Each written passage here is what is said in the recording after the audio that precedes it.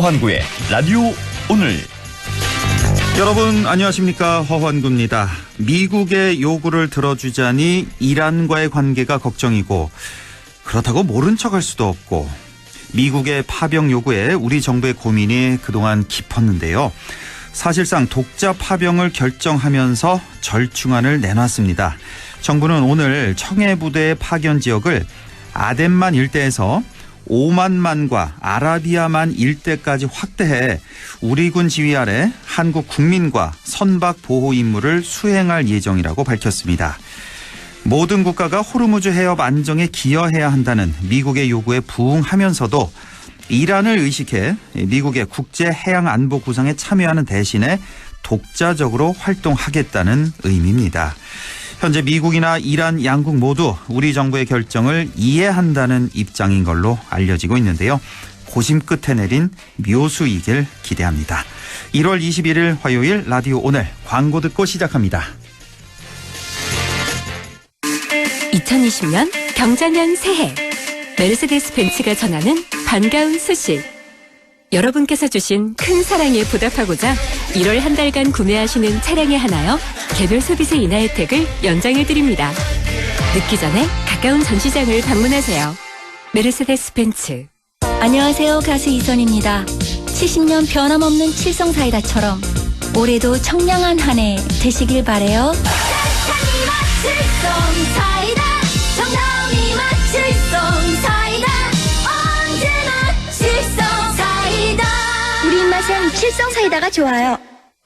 맑은 공기가 집 안으로 들어오니까 청정, 나쁜 공기를 집 밖으로 내보내니까 환기. 공기청정과 환기를 동시에 하니까 청정환기. 이제 창문 닫고 환기하세요. 청정환기 시스템을 나비앤하우스에서 만나보세요. 결혼 준비 잘 돼? 돌잔치 할 건 많지. 크루즈 여행 알아보려고? 웨딩, 축연, 크루즈, 그리고 상조까지. 인생의 좋은 날도 슬픈 날도 좋은 라이프의 토탈 라이프 케어가 함께합니다. 이제 상조 회사를 넘어 토탈 라이프 케어까지. 좋은 라이프. 오래 쓰는 세단기는 뭘까? 오래 쓰는 코팅기는 뭘까? 45년 사무기기 전문가니까 오래 쓰는 사무기기 하피어랜드랍니다. 나 좀 전에 동네 산책하다가 어쩌다 마주친 나도 봤어. 나도. 아니 마트에서 어쩌다 마주친 대체 뭘 봤는데? 보험 클리닉. 보험 고민 있으면 편하게 오세요. 1833-6114. 내 보험 바로 잡을 땐. 네, 라디오 오늘 화요일 순서 시작합니다. 1부 경제 이슈 짚어보는 시간이죠. 최백은의 이게 경제다 준비되어 있고요. 2부 이슈 오늘에서는 4.15 총선 예비 후보들을 만나보겠습니다. 오늘은 안동시 지역구의 자유한국당 권택기 예비 후보를 연결해서 함께 얘기 나눠보겠습니다. 그리고 각종 설문조사 결과를 갖고 우리 사회 분석해보는 시간이죠. 배종찬의 리서치 오늘 함께하겠습니다. 네, 최백은의 이게 경제다. 건국대학교 경제학과 최백은 교수와 함께합니다. 교수님 안녕하십니까? 네, 안녕하세요. 네, 오늘은 고용지표 좀 분석해보고 이어서 환율 보고서 얘기까지 해보겠습니다. 네. 자, 지난주였죠. 2019년 12월 고용동향 발표 있었고 또 2019년 전체 연간 고용동향 발표 함께 있었는데, 자, 정부에서는 12월 고용은 취업자 수가 5년 4개월 만에 가장 큰 폭의 증가세를 보였다. 무려 50만 명이 증가했다. 이렇게 발표했고, 연간으로 봐서도 당초 목표였던 20만 명, 크게 웃도는 30만 명을 기록했다고 밝혔는데요. 자, 이 결과를 보고 2018년도에 우리 경제 워낙 안 좋아서 그 안 좋았던 기저효과 아니냐 이런 분석도 있고, 또 우리 경제 나아지고 있는 방증이다 이렇게 보는 분석도 있는데요. 우리 최백은 교수님 어떻게 보십니까? 예, 먼저 지금 지적한 대로 2018년도에요. 네. 예를 들어서 7월달, 8월달 그해 여름 같은 경우 보게 되면 7월달에 한 취업자가 한 5천 명 증가하고요. 네. 8월달에는 한 3천 명까지 이제 증가가 떨어질 정도로 그래서 당시에 막 고용 참사니 막 이런 말들이 막 나오고 그랬었어요. 예. 언론들에서요. 예. 그렇죠. 예. 그래가지고 이제 그러다 보니까는 그게 2018년도에 굉장히 취업자 증가가 낮았다 보니까는 지난해 그러니까는 숫자가 큰 폭으로 증가해도 그게 이제 기저 효과가 아니냐 이렇게 지적들을 하시는데 예. 문제는 뭐냐면 2018년도에도요 고용률은 괜찮았었습니다. 아, 고용률 자체는 괜찮았군요. 예, 그러니까 이제 우리가 왜 그러냐면 제가 이 시간에 몇 차례 얘기했지만은 예. 인구가 지금 크게 변화하고 있어요. 그렇죠. 예. 그러니까 50세 미만은 그러니까는 1년에 30만 명 이상씩 감소하고 있습니다. 예. 60세 이상은 거의 60만 명 가깝게 증가하고 있고요. 예. 그러다 보니까는 인구가 줄어드는 이런 상황 속에서는 취업자 수도 줄어들 수밖에 없는 이런 측면이 있거든요. 예. 그래서 이제 실제로 2018년도에도 그러니까 고용률은 괜찮이 좋았었어요. 그래도 왜 근데 5,000명, 3,000명 증가했을 때도 고용률은 괜찮았다? 예, 좋았다 그때도? 이거죠. 예. 그러면 이제 사실 인구 구조가 변화할 때는 취업자 숫자라는 것보다는 고용률이 더 그러니까는 정확한 실상을 보여주는 지표인 거예요. 예. 예를 들어서 그러니까 1,000명일 때 만약에 700명이 취업을 하게 되면은 인구가 1,000명일 때요. 예. 70%가 일자리 10명 중에 7명이 가진 거잖아요. 그렇죠. 예. 근데 500명일 때 예. 만약에 400명이 만약에 취업을 했으면요. 예.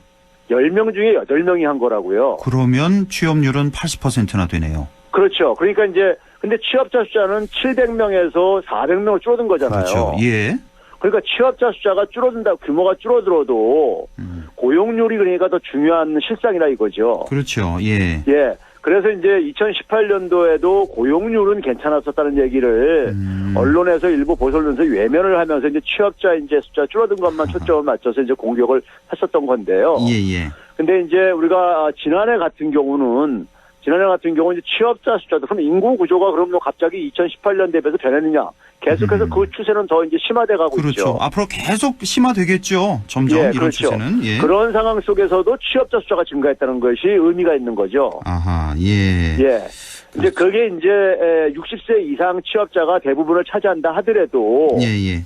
60세 이상이 굉장히 많은 숫자가 증가하는 상황 속에서 예. 이 시간에 제가 누차 얘기했지만은 그냥 방치할 수는 없는 상황이라 이거죠. 그렇죠. 예. 60세 이상도요. 예. 그러면 그 상황 속에서 지난해 같은 경우는 취업자 지난해 12월 달 같은 경우 보게 되면요. 예. 취업자 숫자가 우리가 외환위기 이후에 역대 최고 수치를 기록했어요. 사실상이요. 예. 그러니까 이 51만 6천 명이 증가했다잖아요. 예. 이게 이제 외환위기 이후 이제 그러니까 사실상 최고 증가 규모예요. 예.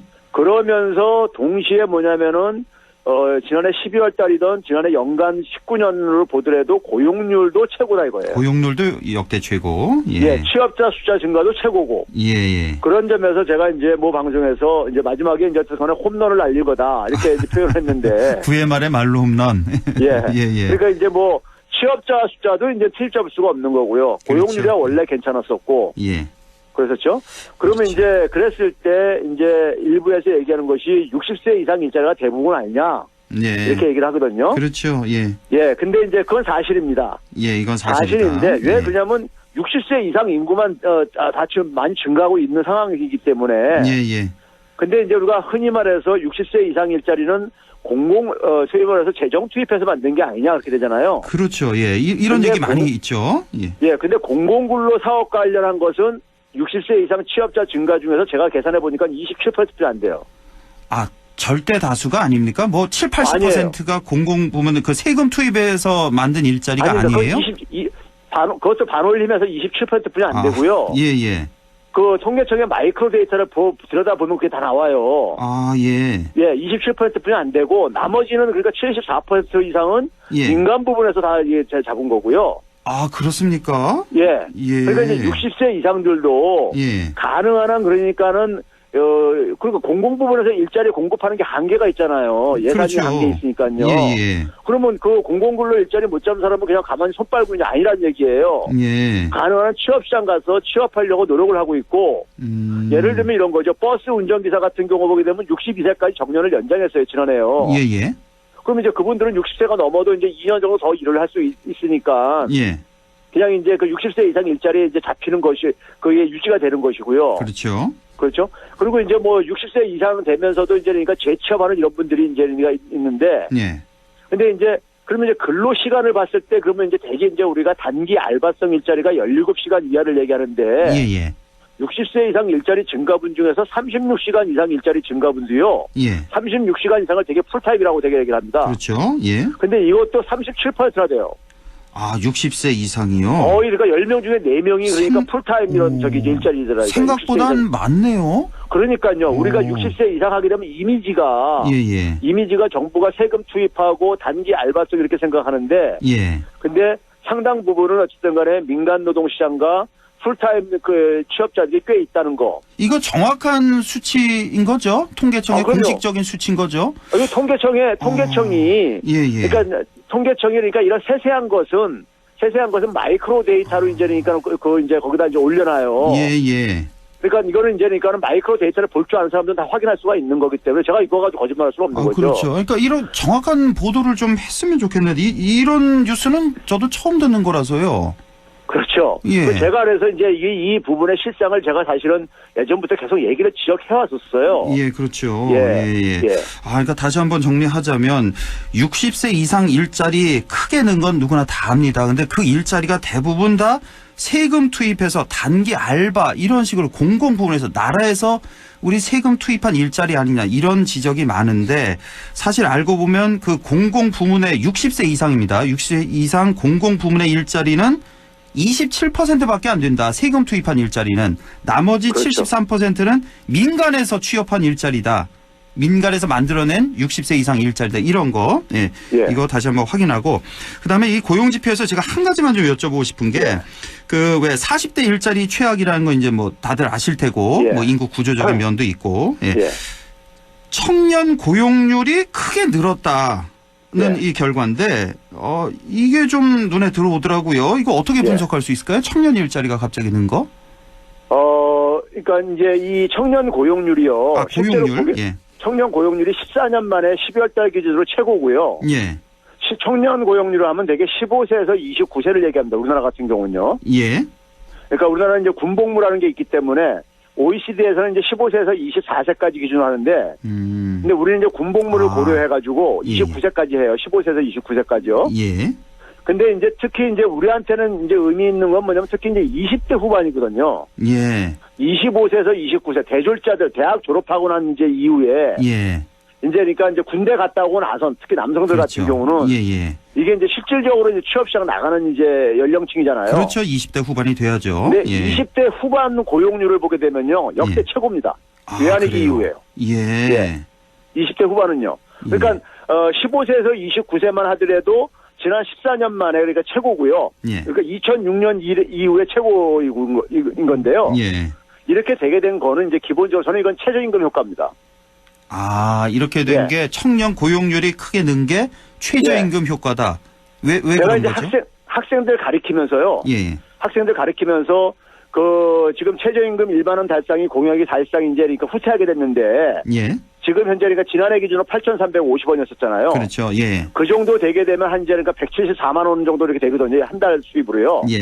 한 달 풀타임으로 이렇게 일했을 때 40시간씩이요.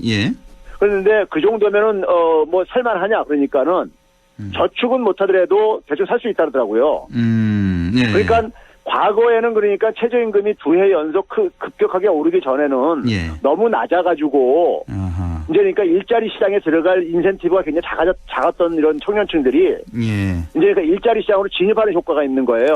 그렇군요. 그게 실제로 노동 경제학의 이론에도 그런 이론이 있습니다. 임금을 인상했을 때 그런 효과가 있다는 것이요. 그래서 이제 그런 부분이 있고 물론 이제 그러니까 그 고용의 질 부분은 여전히 이제 그러니까 체감하기 힘들죠. 그런데 이제 이런 부분은 제가 일전에도 얘기했지만은 소위 말해서 플랫폼 노동력이 그러니까 급증하는 이러한 상황 속에서 소위 배달 노동자라든가 이런 경우들이요. 이거는 그러니까 미국이나 유럽 같은 경우도 마찬가지다. 지금 현재 상황이요. 이제 이런 문제는 이제 여전히 존재하고 있는 겁니다. 알겠습니다. 오늘 시간이 좀 많지 않아서요. 한 3분 정도만 남았는데 환율 보고서 얘기를 좀 해보죠. 이게 잘 모르는 개념이어서 일단 이 환율 보고서라는 게 뭡니까? 이게 미국 재무부에서 발표하나 봐요. 맞습니다. 미국 재무부에서요. 이제 그러니까 소위 말해서 이제 미국과 이제 그러니까 미국의 주요 교역 국가들이요. 예. 많은 무역을 하는 나라들에 대해서 예. 나라들에 대해서 이제 그러니까 이들이 그러니까 미국에 대해서 많은 무역 이제 흑자를 누리고 있는데 대표적으로 중국. 예, 중국, 예. 뭐 독일, 뭐 일본, 한국 뭐 이런 나라들 등등인데요. 예, 예.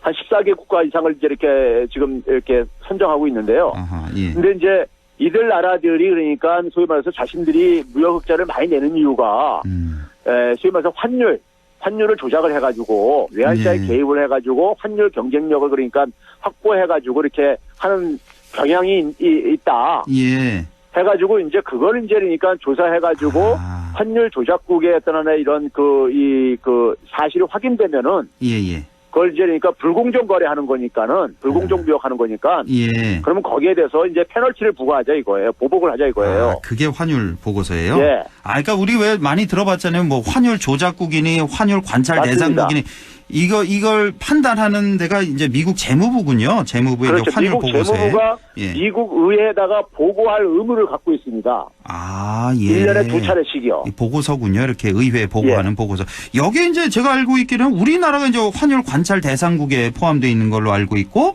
중국이 환율 조작국으로 됐다가 얼마 전에 이제 거기서 이제 해제가 된 걸로 알고 있는데 지금 우리나라 맞습니다. 어떻습니까? 지금 관찰 대상국 계속 유지가 될 것 같습니까?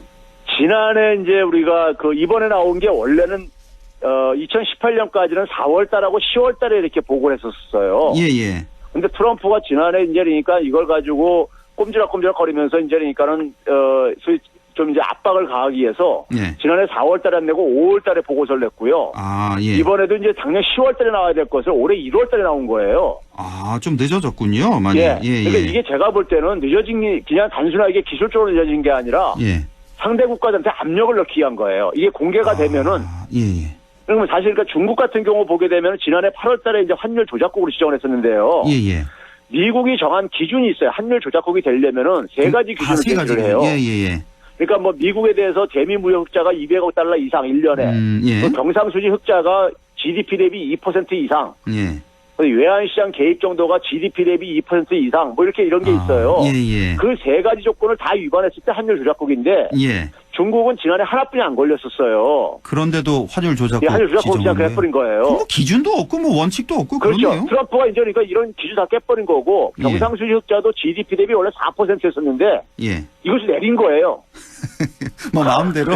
자기 마음대로 이제 하고 있는 겁니다. 근데 이제 우리나라가 지난해 이제 5월 달에는 하나만 위반했었어요. 예, 예. 경상수지 흑자 규모만 이제 그러니까는 우리나라가. 아, 예. 그래서 이제 그래서 그거를 연속해서 두 번 이제 그러니까 하나만 걸리게 되면 관찰 대상국에서 이제 면제가 되어져요. 예.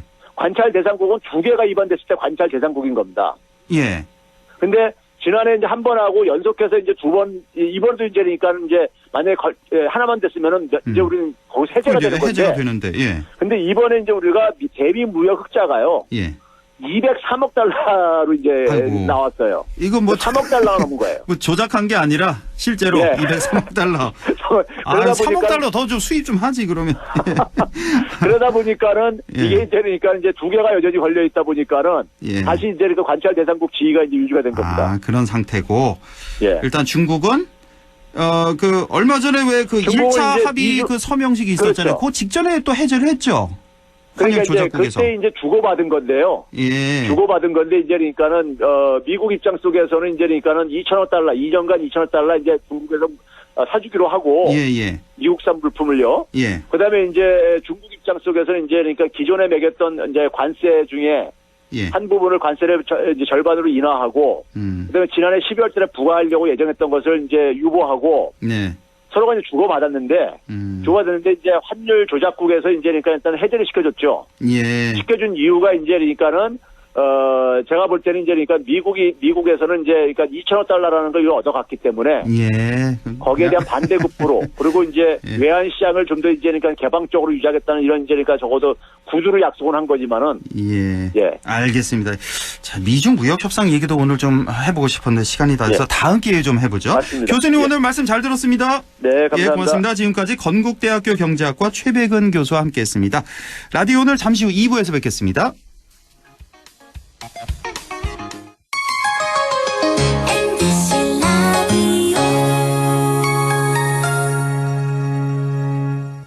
세계 최대의 유통회사가 어디죠? 월마트. 그럼 월마트가 중수도시의 작은 회사로 출발한 것도 아세요? 물론이죠. 여기에 미래를 열어가는 우리 지역의 유통회사가 있습니다. 어디죠? 바로 마음을 전해주는 곳 하나가 홈마트가 고객 곁에 있습니다. 바로 고객님의 손으로 키워주신 곳입니다. 고객의 믿음으로 크는 회사 하나가 홈마트.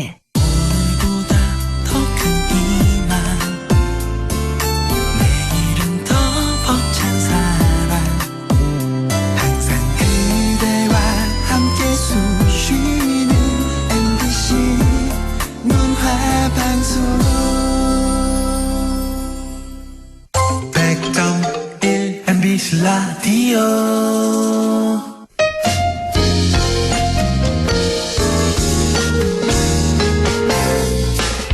지금 여러분께서는 안동 MBC 시사정보 프로그램 허환구의 라디오 오늘을 듣고 계십니다. 저는 사생결담 강재입니다.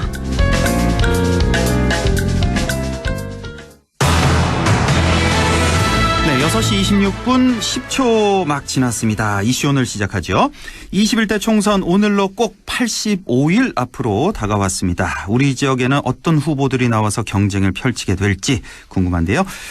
오늘도 안동시 지역구로 가보겠습니다. 자유한국당 권택기 예비후보 만나보겠습니다. 권택기 후보님 안녕하십니까? 네, 안녕하세요. 후보님. 네, 권택기입니다. 반갑습니다. 한창 바쁜 하루하루 보내고 계실 텐데요. 네. 자, 본격적인 얘기 앞서서 21대 국회에 이제 도전하시는 그 후보 입장에서 그리고 또 국회의원을 한번 해보신 그 경험을 바탕으로 해서 20대 국회 평가부터 좀 해주시죠. 어떻게 보셨어요? 예, 제가 요즘 열심히 여러 곳을 다니다 보면은 우리 국민 대부분이 20대 국회는 역대 최악의 국회라고 평가하고 계십니다. 역대 최악의 그 국회. 이유를 제가 이렇게 말씀드려 보면은 이 20대 국회는 이 국회는 경쟁하는 곳인데 전쟁을 하고 있었습니다. 경쟁이 아니라 전쟁을 했다. 예, 경쟁을 해야 되는 공간인데 전쟁을 하다 보니까 집권 여당이 적폐 세력으로 야당을 몰아세우고 숫자로 밀어붙이다 보니까 타협하고 협상은 사라지고 숫자로 밀어붙이는 최악의 국회라는 평가를 받게 된 것 같습니다. 예, 경쟁이 아닌 전쟁을 한 국회, 지난 4년간의 20대 국회였다. 그렇군요. 그 현 정부의 경제 정책에 대해서도 보는 입장에 따라서 많이 다르거든요. 우리 권택기 후보님은 어떤 점수를 주고 싶으십니까? 저는 사실 점수를 준다는 게 너무 힘들고요. 주는 것조차도 힘드는데 제가 어제는 우리 중앙신시장, 오늘은 우리 구시장을 다녀보면은 상인들께서 한마디로 죽지 못해 산다는 말씀을 하십니다. 이게 잘 아시겠지만은 부동산 정책 실패했죠. 일자리 창출 실패했죠. 실물 경기는 더 어렵죠. 서민들 더 힘든다 그러는데 어디에서 어떻게 점수를 줘야 될지 저는 좀 찾을 곳이 없습니다. 그래서 저는 정말로 걱정됩니다. 예, 그렇군요. 점수를 줄 수도 없다. 그 정도 수준이다는 말씀이시고. 자, 이제 본론에 들어가죠. 21대 국회의원 선거 출마를 결심하시고 예비 후보로 등록을 하셨는데, 우선 이번 총선에 나가기로 결심하게 된 배경, 그 출마의 변부터 좀 들어볼게요. 다들 대한민국의 정치를 바꾸고 싶어 하고 국민들을 위해서 일하고 싶어 하는데요. 지금 21대는 변화가 필요합니다. 안동도 마찬가지고 정치, 경제, 사회 모든 분야에서 변화가 필요하고 그 변화의 바람이 지금 불고 있습니다. 정치에서는 가장 중요한 변화가 저는 세대교체라고 생각을 합니다.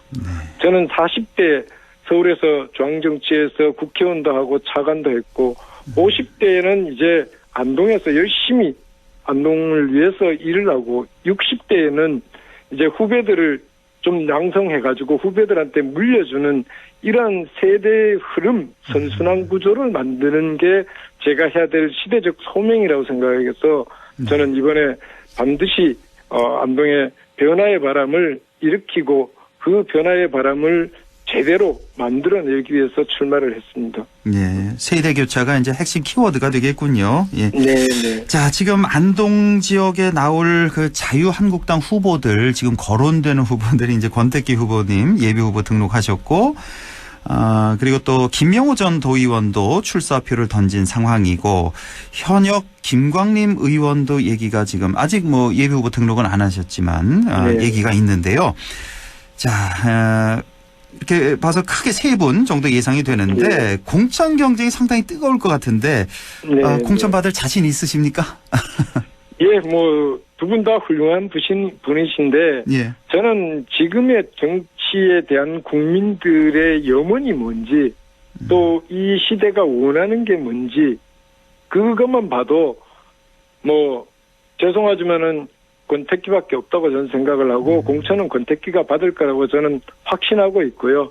우리 시민들도 그렇게 됐으면 좋겠다라는 말씀을 많이 해주십니다. 그래서 저는 자신 있습니다. 확실하게 하겠습니다. 예, 최종 후보로 공천 받을 자신이 있다는 자신감을 피력하셨고, 권택기 후보님만의 장점을 꼽으라고 한다면 다른 후보들에 비해서 어떤 점을 말씀하고 싶으신지요? 뭐 저의 장점을 자랑하기는 뭐합니다만 저는 아까 말씀드렸듯이 40대에 이 서울 광진구에서 국회의원을 했습니다. 그 전에 저는 이명박 정부를 만드는데 기획팀장을 했습니다. 그러면서 4대강 사업, 청계천 사업, 이 큰 국책 사업들을 구상을 받는 경험을 가지고 있고요. 또 18대 국회의원을 마치고는 대통령 특임 차관으로서 대통령을 대신해가지고 세계 각국을 다니면서 한국과 관련되는 문제들을 해결해 본 경험을 가지고 있습니다. 그래서 40대의 중앙정치에서 배운 그 경험과 50대 중반으로서의 이 젊은 패기로 안동의 변화를 만들 수 있다고 저는 생각하고 있고 그것이 저의 가장 큰 장점이 아닌가 저는 그렇게 생각을 하고 있습니다. 예, 그 40대 중앙정치 무대에서의 그 다양한 경험 이걸 아주 강조를 하고 계시고 지금 실례지만 나이도 50대시고요. 65년생으로 알고 있는데요. 예, 뭐 64년생인데 64년생 지금 민노록상으로 65년생으로 돼 있다 보니까 지금 선거 나이는 55세입니다. 집 나이는 57세이고요. 예. 제가 아마 출마 후보 중에 제일 젊을 겁니다. 예, 젊지만 경험도 아주 많은 후보, 권택기 후보신데 현재 안동 지역의 시급한 현안 뭐 굉장히 많습니다만은 뭐 한 가지만 꼽으라면 뭘 꼽으실 수가 있을까요? 예, 가장 우리가 심각한 것은 지방 소멸 문제입니다. 역시나. 정말로 이 안동 인구가 16만을 지키기가 어려운 시기가 왔습니다. 옛날 30만에서 거의 반이 반동강이 났죠. 이 문제는 우리가 저출산율의 문제도 있지만 안동에서 하는 게 어렵기 때문에 떠나가는 분들이 많다는 겁니다. 이 문제를 우리가 해결하려면 기본적으로 안동에 있어서 살만한 곳이라는 것을 만들어내야 됩니다. 살만한 곳. 예. 어떻게 만들 수가 있을까요? 저는 이제 우리가 상주 인구를 늘리기에는 상당히 어렵습니다. 그러면은 결국은 유동 인구를 늘려야 됩니다. 유동 인구를 늘리려면은 안동이 관광도시로 바뀌어야 됩니다. 잘 아시다시피 안동시 전체가 관광 보물 단지입니다. 그렇죠. 이 보물 단지를 우리가 이제는 속살을 잘 살려가지고 정말로 관광객들이 안동에 와서 머무를 수 있도록 또 먹고 자고 놀 수 있도록 이제는 만들면은 앞으로 가면 갈수록 사람들의 여유 시간이 많아지는데 그분들이 안동을 찾아올 수 있는 매력을 만들어내야 되는 게 우리가 해결해야 됩니다. 그래야만 이 지방 소멸 시대에 우리 안동만의 특성을 살리는 그런 안동을 만들 수 있다고 저는 생각을 합니다. 예, 물론 상주 인구를 늘리면 더 좋긴 하겠지만 현실적으로 쉽지가 않은 문제니까 유동 인구라도 늘려야 된다. 관광 산업에 더 역점을 둬야 된다. 예, 이런 말씀이시고 지금 준비하고 계신 공약들이 굉장히 많으실 텐데 이 자리에서 다 말씀은 다 못하시고 주요 공약 몇 가지만 좀 설명해 주시죠. 예, 제일 중요한 것은 안동을 1,000만 관광 인구를 수용할 수 있는 관광 특구를 만드는 게 저는 가장 첫 번째 공약이고요. 예. 두 번째는 아까 말씀드렸던 상주 인구를 조금 늘리기 위해서는 대구에 있는 2군 작전사령부를 지금 안동의 옛날 36사단 부지로 이주를 해와가지고 우리가 유치를 해가지고 약 20세부터 60 군인들은 다 만 20세에서부터 60 미만이기 때문에 이 소비 가능한 인구들을 안동으로 모셔오기 위해서는 2군 작전사령부를 안동으로 유치하는 게 두 번째 공약이고요. 세 번째는 안동이 도농복합도시이기 때문에 특히 안동은 농촌을 기반으로 한 경제 구조로 되어 있습니다. 그래서 농촌 경제의 생활을 안정화시켜 줄 수 있는 그 도농상생 정책을 만들고 있습니다. 네. 그리고 뭐 여러 가지 있습니다만은 현재 세 가지 말씀드리고 싶습니다. 크게 봐서 세 가지만 소개를 해주셨습니다. 관광 특구로 만들겠다 안동을. 두 번째가 이제 제2작전사령부를 유치하겠다. 세 번째 이제 도농 상생 정책을 펴겠다 하는 말씀이신데, 자, 몇 가지 한 두 가지만 좀 여쭤볼게요. 그 제2작전사령부 유치하신다는 그 공약, 사실 이것도 뭐 군 부대니까 엄밀히 말하면 혹시 이게 기피 시설은 아닌지 이것도 좀 궁금하고, 제2작전사령부가 뭐 어느 정도 규모가 되는지 이것도 좀 궁금한데요. 네. 이제 군부대가 온다 그러시는데 군부대가 아니고 2군 작전사령부는 지휘부대입니다. 여기에는 전투사단이 없습니다. 뭐 훈련하고 이런 데가 아니라. 훈련하는 뭐 총소가 이런 뭐 부대가 아니고요. 작전을 짜고 그 작전을 실행시키기 위해서 지휘하는 부대입니다. 그래서 여기에는 일반 사명이 아니라 거의 장교입니다. 아, 그래요? 거의 장교들이 오기 때문에 특히 소령 이상급들이 영관급들이 많기 때문에 이분들이 오시면은 이분들은 영내에 거주를 하지 않고 대부분 영외의 가족들하고 거주를 합니다. 그러면은 결국은 옥동에서부터 시작해가지고 송년동, 태화동 이 일대에 이분들이 거주를 하고 이 지역 경제가 침체되는 것을 이분들이 소비 가능성이 가장 소비력이 큰 분이니까 이분들이 지역을 다니면서 소비를 유발한다면은 아마 지역 경제는 상당히 도움될 겁니다. 제가 알기로는 약 한 2,500명 정도 상주하는 걸로 알고 있는데 그중에 일반 병은 20%밖에 안 됩니다. 그럼 우리 안동으로 보면은 아마 소비 가능한 인구로 본다면 2개 면 정도 될 것 같습니다. 아, 그렇습니까? 생각보다는 꽤 크네요, 규모가. 상주 근무 인원이 한 2,500여 명 정도 된다는 거. 대부분이 이건 군사 비밀이기 때문에 정확한 숫자는 제가 모르겠지만은 일단은 제가 아는 범위 내에서는 그 정도인 걸로 알고 있습니다. 그렇죠. 뭐 장성급, 영관급, 뭐 간부 군인들이 많다 보니까 대부분 뭐 80% 이상 정도 된다고 하니까 그 군 부대 안에 영주하기보다는 이제 군 밖에서 이제 주택을 마련해서 살게 되니까 보통 그렇죠. 지역 소비 좀 활성화하는데 도움도 많이 된다는 말씀이시고, 자, 그리고 아까 그 첫 번째 공약으로 관광 특구 말씀해 주셨잖아요.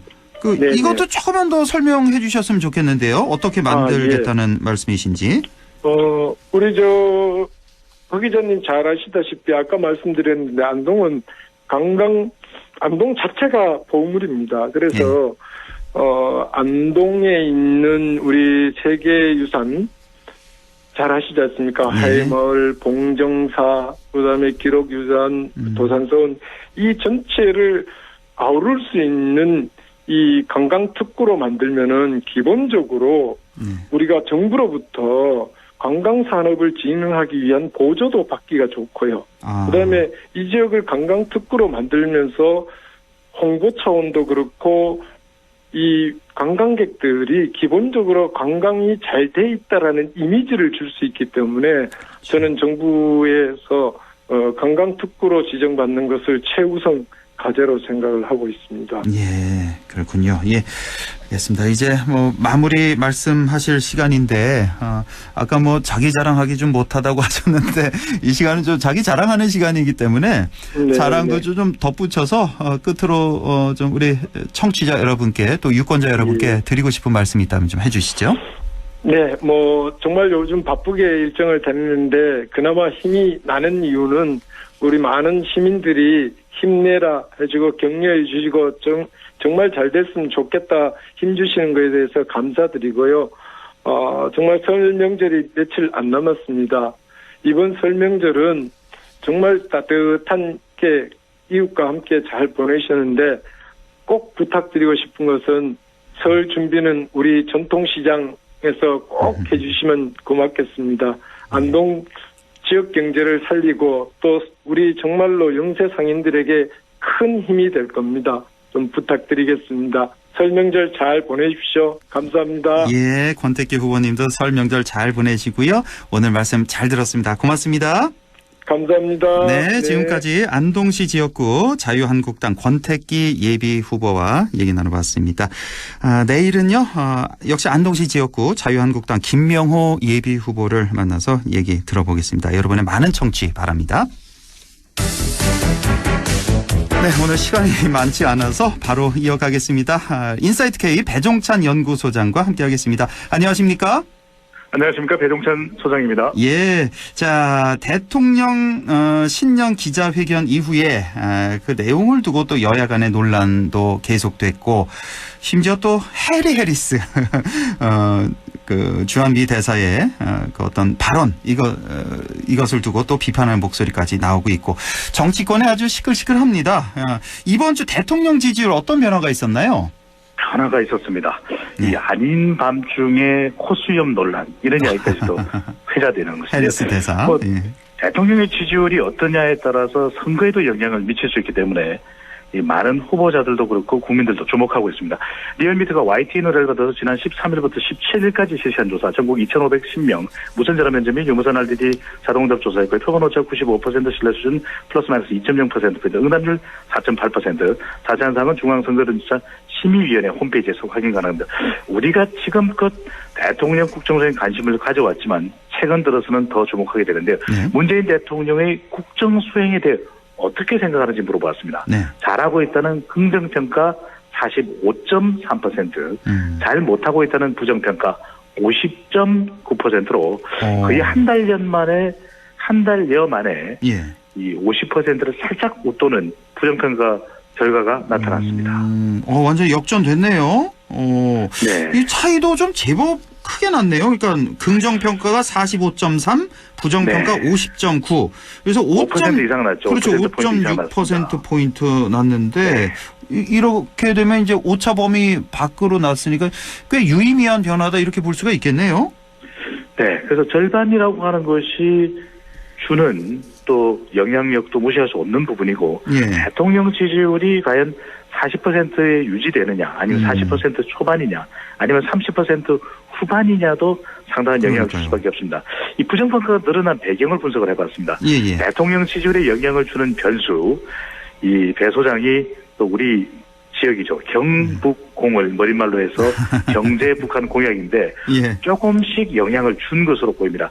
마치 이게 MSG를 약간씩 치는 것처럼 많은 이 영향을 준 것은 아닙니다. 각각 조금씩 영향을 줬는데 경제 지표가 체감적으로 나아지지 않고 있는 데 대한 이 명절을 앞둔 평가, 최근 가장 또 큰 영향을 주고 있는 이 부동산 정책에 대한 시장 반발도 여론에 반영된 것으로 보이는데 부동산 관련해서는 또 서울 지역이 가장 큰 영향을 준다고 볼 수 있지 않겠습니까? 서울 지역에서 문재인 대통령의 부정평가, 긍정보다 약 10%포인트 더 높게 나타났고요. 이 북한 관련 이슈입니다. 대통령은 계속해서 개별 관광으로도 이산가족 상봉을 위해서 노력하겠다. 이렇게 이야기를 하고 있는데 북한이 받아주질 않습니다. 여기 이제 앞서 말씀드렸던 대로 해리 해리스 대사까지 논란되면서 결국 우리 정부는 호르무즈 파병 이 근무 지역을 확대하는 것으로 결정하지 않았습니까? 오늘 결정났죠. 네, 안규배 국방위원장도 이 소상히 설명을 하게 되는데 그리고 또 검찰 청와대 수사가 계속되고 있는 것, 송철호 울산시장이 소환되고 있는 이런 것들이 조금씩 대통령에게 부정적으로 큰 비율은 아닙니다만 영향을 준 것으로 분석합니다. 분석을 아주 날카롭게 하신 것 같은데 마지막에 말씀하신 그 검찰과 청와대 수사 계속되고 있는 거, 이 검찰과 청와대, 검찰과 법무부 간의 이 갈등이 계속되고 있어서 이걸 좀 많이 좀 피곤해 하시는 거 아닌가? 이게 또 부정적으로 좀 인식되는 거 아닌가? 이런 생각도 좀 많이 드네요. 저는 개인적으로. 맞습니다. 정말 허한고객께서 너무나도 정확하게 지적을 해주셨지. 일단 계속해서 여론을 제가 소개해드리는데 논란이 되면 대통령에게 상당히 이게 또 이 악재의 형태로 그렇죠. 나타나게 되는데 예. 지금 법무부, 청와대 또 더불어민주당 이렇게 추미애 장관 이렇게 연결이 되고 있고 예. 검찰, 윤석열 총장, 자유한국당 또 이렇게 연결되고 있습니다. 예. 네. 자, 이런 그렇게 갈등이 묶여서 분석이 되고 있습니다. 전체적으로 이런 뭐 여러 가지 요소가 섞여서 대통령 지지율 이번에 아주 큰 폭으로 제법 큰 폭으로 떨어졌다는 말씀이시고, 자, 이번 주에는 또 역시 또 안철수 전 대표 귀국한 것도 있고, 네. 그래서 좀 정당 지형의 변화가 있을 것도 같은데 앞으로 자, 각 당 지지율은 어떻게 나타났습니까? 네. 예. 우리 지역에서 조금 주목하게 되는 것은 이제 안철수 전 대표 이슈도 있고요. 또 새로운 보수당의 지지율이 과연 어떻게 나왔을까? 맞아요. 이 부분도 이제 관심을 가지게 되는데. 이번에 포함이 됐습니까? 새 보수당이? 포함이 됐습니다. 예. 네. 대통령 지지율이 떨어지면은 민주당 지지율이 떨어진다는 이야기 말씀드렸죠. 그렇죠. 더불어민주당이 직전 조사보다 조금 하락을 해서 38.4%. 이렇게 되면 자유한국당은 조금 올라갑니다. 네. 자유한국당이 32.7%로 약간 상승을 했고요. 새로운 보수당이 4.7%. 그러니까 수치상으로만 보면 이게 이제 뭐 표본 오차도 있기 때문에 이게 단순 순위를 우리가 설명하기는 그렇지만 새로운 보수당이 자유한국당 다음입니다. 정의당이 4.3%, 새로운 보수당은 4.7%이고요. 바른미래가 3.9, 민주평화당이 1.8, 우리공화당 1.5, 대한신당 1.2로 나타났습니다. 그렇군요. 다시 한번 설명드리자면 민주당 38, 자유한국당 32, 새로운 보수당이 3입니다. 오차범위 내긴 하지만 4.7이고 정의당이 4.3, 바른미래 3.9로 이렇게 나타났네요.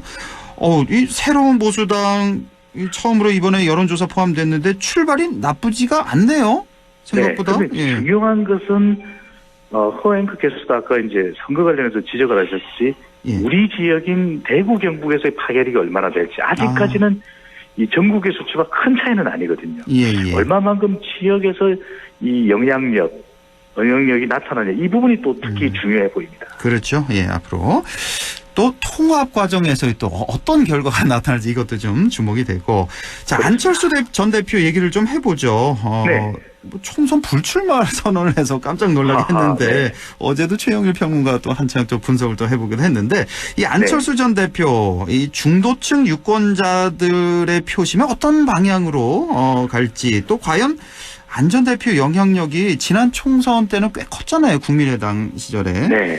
최영일 평론가와 이제 이 배 소장의 접근 방식이 조금 다를 수도 있겠지만 데이터로 분석해 본 결과 중도가 워낙 좁아져 있기 때문에 이 좁은 문이라고 이제 할 수 있는데 이걸 좀 더 확대하기 위해서 총선 불출마 결정을 한 것으로 분석을 해봅니다. 그만큼 중도가 어려운 국면인 만큼 안철수 전 대표는 중도에 신경 쓰겠다. 중도가 지금 좁혀져 있기 때문에 중도를 확장하기 위해서 불출마를 선언했다. 나와야 더 확장되는 거 아닌가요? 그런데 또 개인 지역구에 또 매달리다 보면 이게 쉽지만은 않을 수 있거든요. 2016년 지난 총선과 비교하면 그만큼 중도에서의 안 전 대표의 영향력이 현격하게 줄어드는 모습을 발견할 수가 있고요. 그런 만큼 중도 신당에 공을 들이겠다.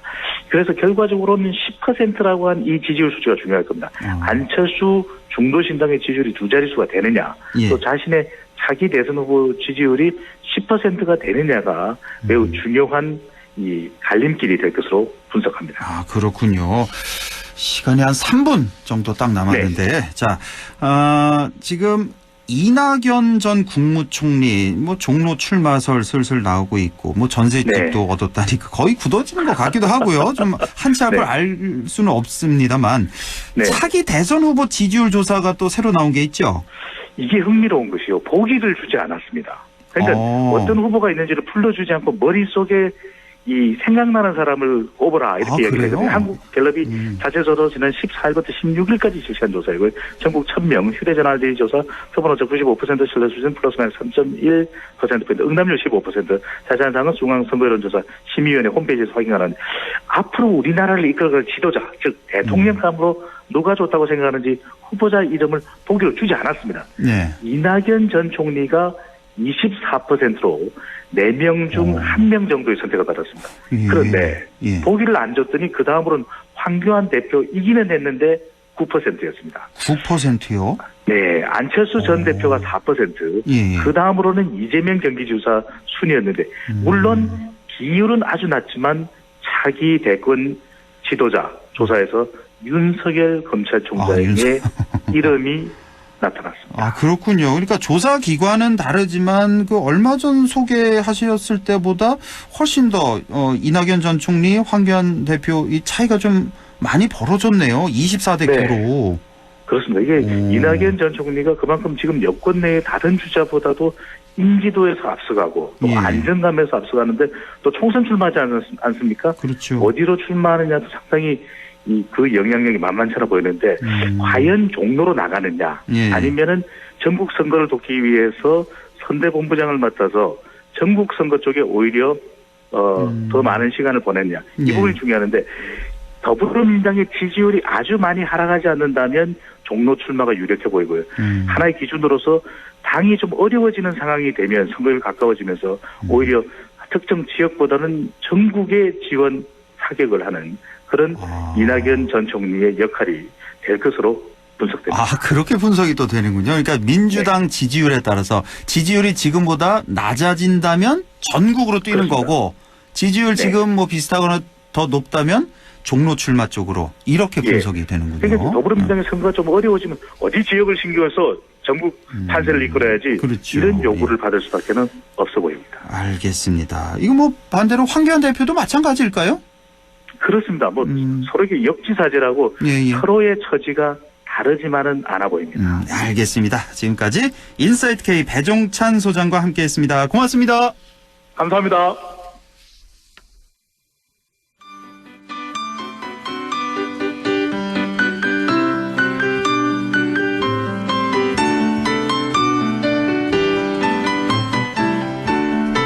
네, 계속해서 우리 지역 날씨 알아보죠. 김도연 캐스터 전해주세요.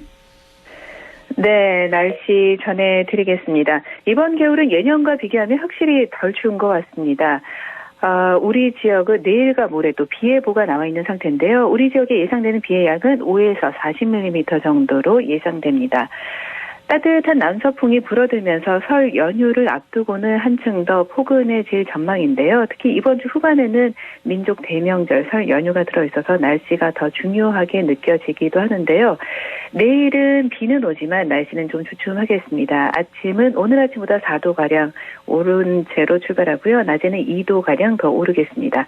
당분간 기압골이 자주 지나면서 설 연휴 기간까지도 내내 흐리겠고 비나 눈이 자주 내리는 궂은 날씨 예상됩니다.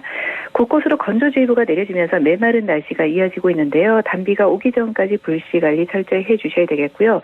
이번 주에 비나 눈이 자주 내리면서 건조함은 사라지겠습니다.